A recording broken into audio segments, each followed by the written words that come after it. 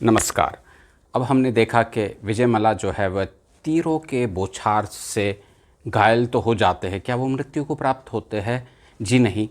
दर्दिस्तान के लोग उनके रक्षा में आते हैं और वह वहाँ शरण लेते हैं। दर्द या दर्दिस्तान जो है वह आज का गिलगित बाल्तिस्तान है। लेकिन ऐसा चला प्रकोप प्रकृति का कि वह बर्फीली तूफ़ान में वह भी पेंट चढ़ जाते हैं और मृत्यु को प्राप्त होते हैं। और यहाँ राजा हर्षा जो है वह जन आक्रोश का सामना करते हैं और हम देखते हैं कि वहाँ राजापुरी मतलब आज का राजौरी, वहाँ के केंद्रापा भी जो है वह इनके विरुद्ध हो जाते हैं।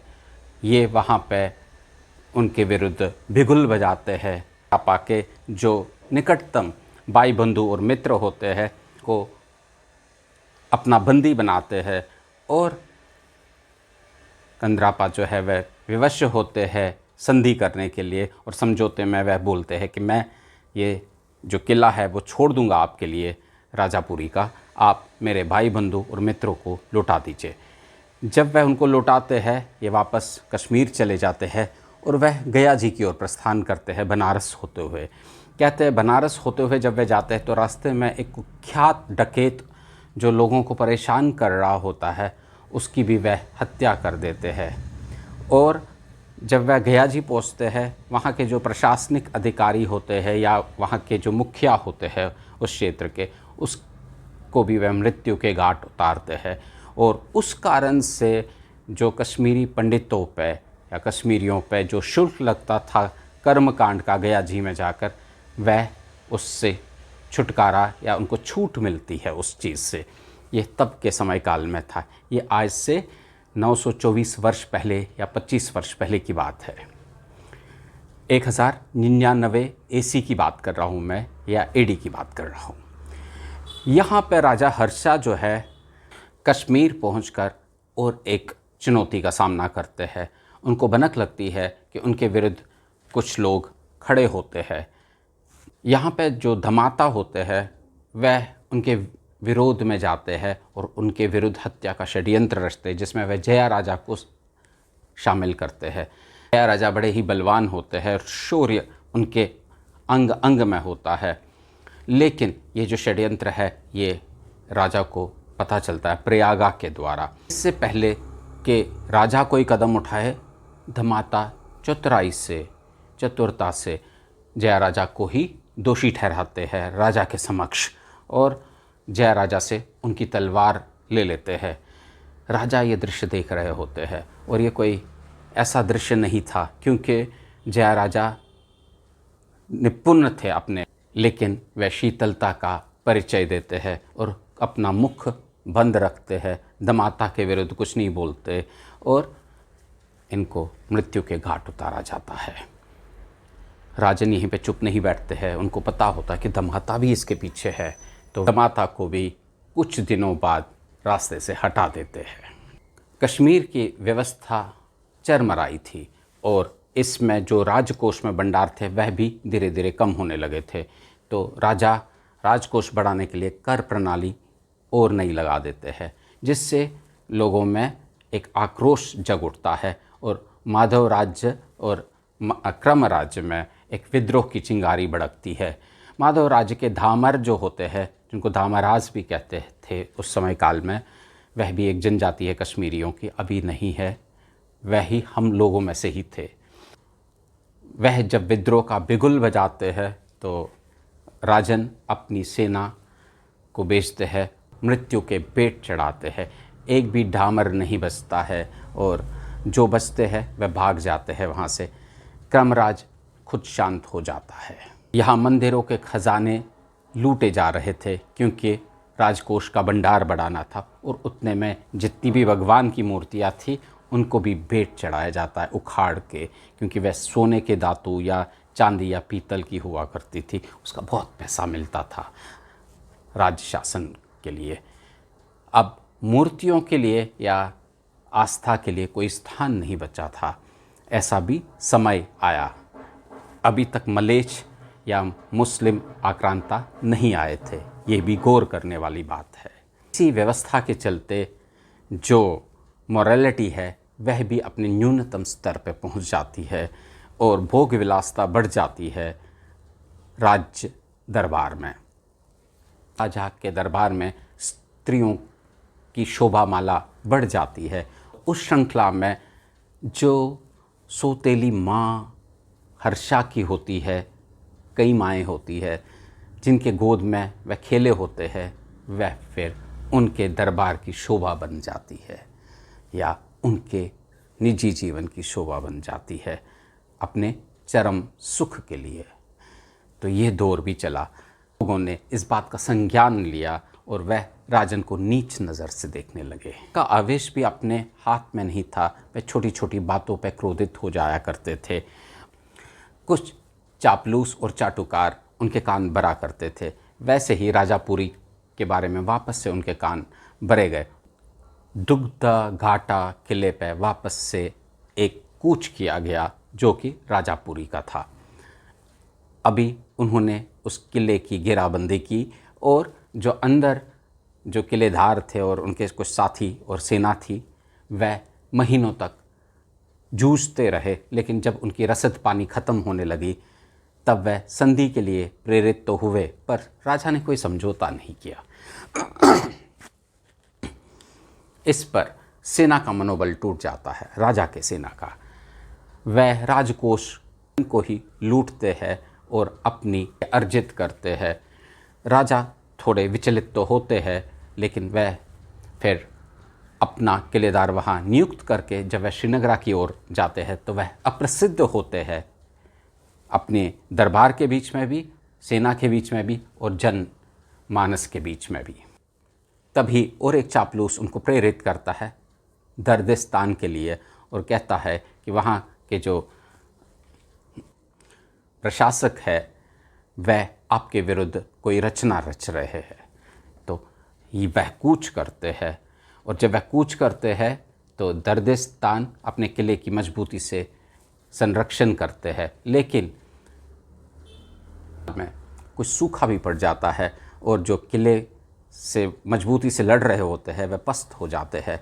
अब प्रकृति उनके बचाव में आती है और अकस्मात एक बाढ़ आ जाती है, फ्लैश फ्लड आ जाते हैं, जिसमें सेना लगभग नष्ट होती है राजा की, और राजा भी स्वयं के बचाव में आ जाते हैं। वह बच तो जाते हैं, लेकिन जो कुछ सेना कर्दिस्तान की जो सेना है वह टूट पड़ती है और गाजर मूली की तरह उनको मार देती है। कहते हैं वह समय बड़ा भयानक था। अब राजा ये सोच रहा है कि अगर वह कश्मीर की ओर वापस प्रस्थान करेंगे तो दर्दिस्तान उन पर हावी हो जाएगा, वह कश्मीर तक उनका पीछा करेंगे। अब वह न जाते बनता है न आते बनता है। इतने में उनके बुखारा वंशज के एक और सेना अध्यक्ष होते हैं जिनका नाम मल्ला होता है। उनके 2 पुत्र होते हैं, इस पे ध्यान दीजिएगा। यही 2 पुत्रों से फिर आगे कश्मीर की गाथा चलती है। बड़े भ्राता का नाम उकाला और छोटे का नाम सुसाला होता है।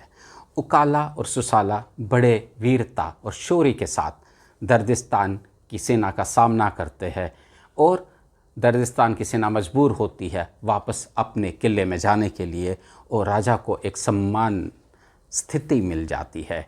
इसके लिए वह बड़े कृतज्ञ होते हैं दोनों भ्राताओं के प्रति और जनमानस में एक लहर सी दौड़ पड़ती है कि ये जो 2 बंधु है यही भविष्य के शासक है। हर्षा इन बातों पे ज़्यादा गौर नहीं करते हैं, वह आगे बढ़ते हैं और निर्लजता से भरपूर वह जब कश्मीर में अपना आगमन करते हैं सीना चौड़ा करके, लेकिन लोग प्रशंसा 2 भ्राताओं की करते हैं और वह कहते हैं राम लक्ष्मण वापस शायद आ गए हैं। 2 भ्राताओं को जन समर्थन भरपूर प्राप्त था। वापस आते ही अपना जो गुस्सा है वह उन लोगों पर उतारते हैं जो समय काल में उनका साथ नहीं देते हैं और उनको मृत्यु के घाट उतारते हैं एक एक करके और खुश भी होते हैं। सब परिवार कईयों को मौत के घाट उतारा जाता है।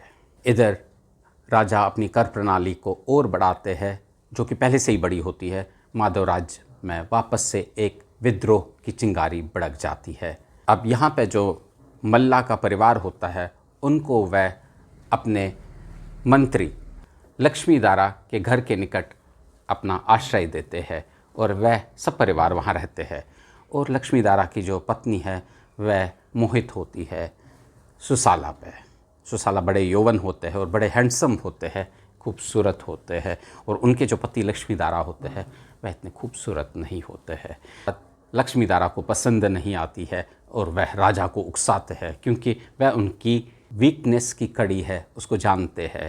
उनसे बोलते हैं, राजन, अभी तक तो आपने सब लोगों का वध किया जो आपके विरुद्ध थे, पर आप ये नहीं जानते उकाला और सुशाला भी आपके विरुद्ध है।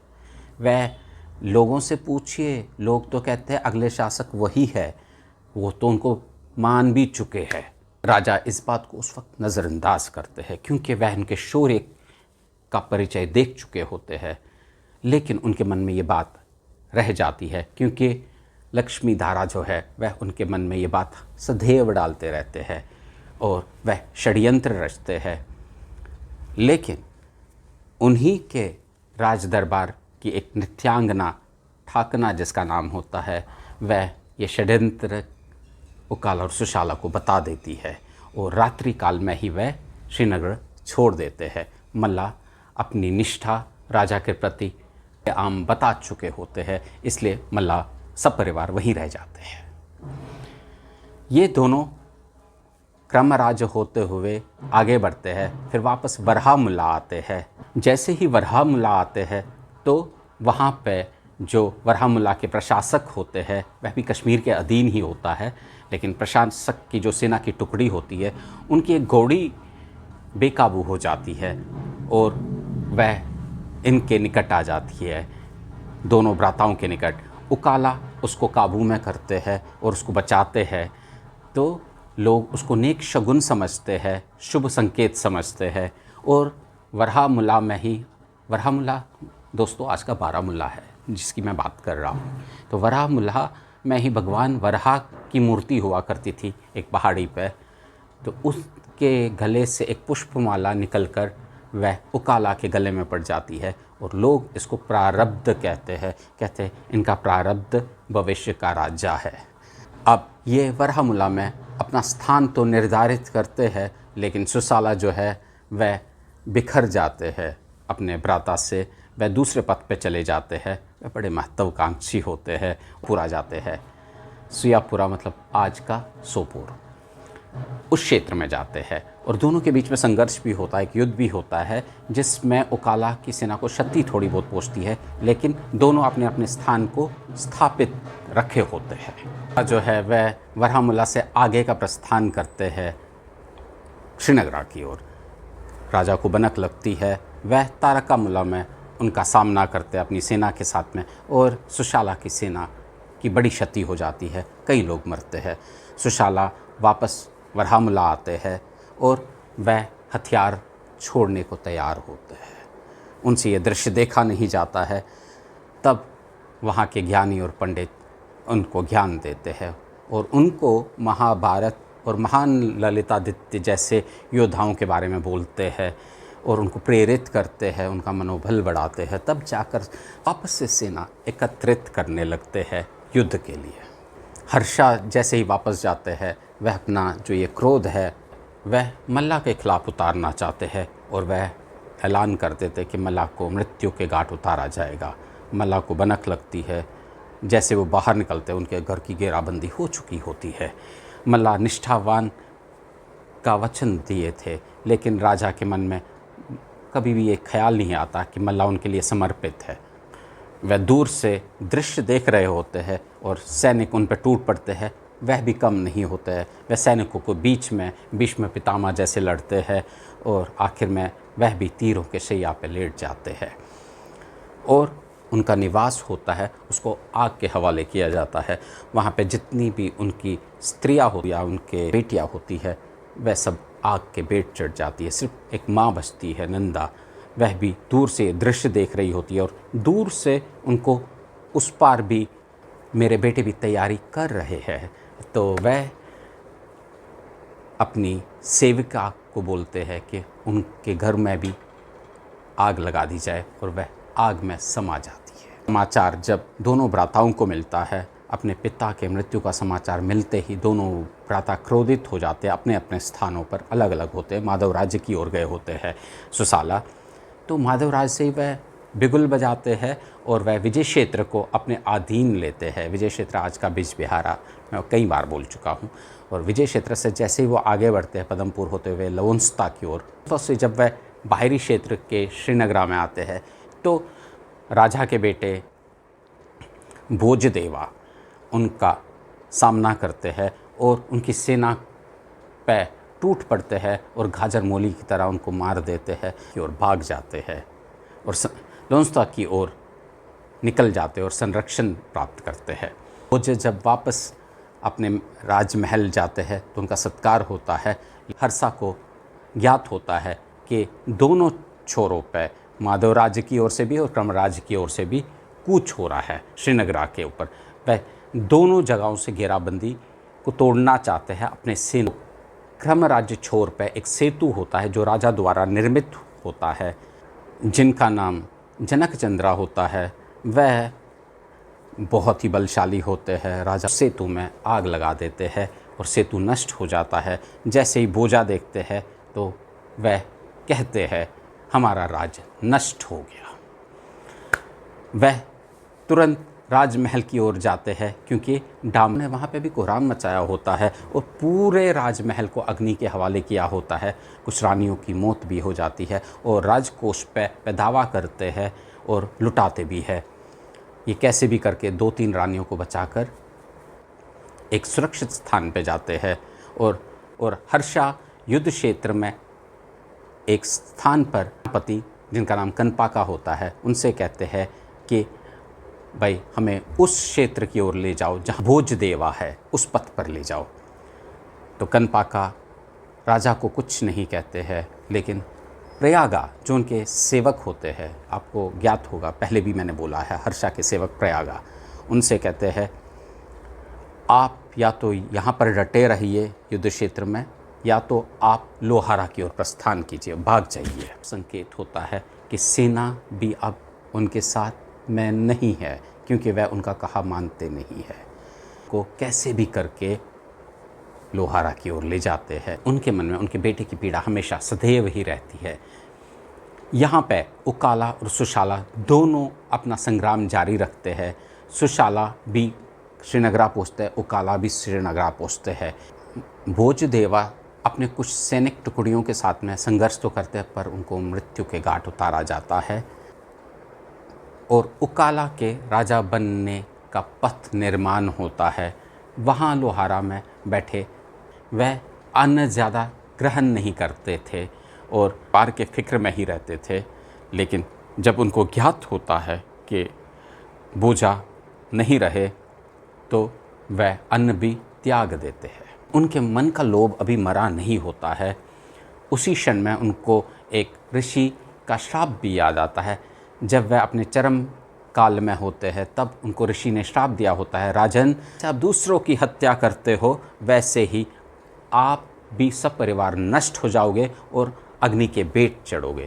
अल्लाह को मारने के लिए कुछ लोग प्रेरित भी होते हैं पर सफल नहीं होते हैं।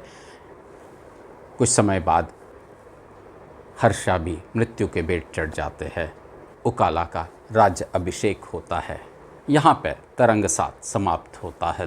तरंगनी के 8वें अध्याय पे आने वाले हैं, तरंगा 8 में, जो कि आखिरी है। उसके बाद जोन राजा की राजतरंगिणी की व्याख्या मैं करूँगा। दोस्तों तब का वर्ष था 1100 ईस्वी, मतलब 1100 AC या AD, आफ्टर क्राइस्ट या आफ्टर डेथ। और आज हम बैठे हैं 2024 में। ठीक 924 वर्ष पहले ये घटना घटी थी। अब और 200 वर्ष और चलेगा और उसके बाद कैसे करवट लेता है कश्मीर, आप खुद जानिएगा और समझिएगा। शेयर और सब्सक्राइब भी कीजिए। मिलता हूँ 8वें तरंग में। नमस्कार।